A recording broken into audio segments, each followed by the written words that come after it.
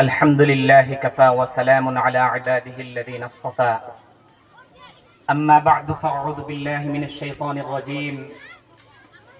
بسم الله الرحمن الرحيم ومن يرتد منكم عن دينه فأولئك هم الظالمون সম্মানিত আজকের এই আল হুদা ইন্টারন্যাশনাল একাডেমির পক্ষ থেকে আয়োজিত এই প্রোগ্রামের সভাপতি সাহেব, সম্মুখে উপস্থিত মুরব্বিয়ানে আযম, যুবক ভাইসকল আর এই স্কুলের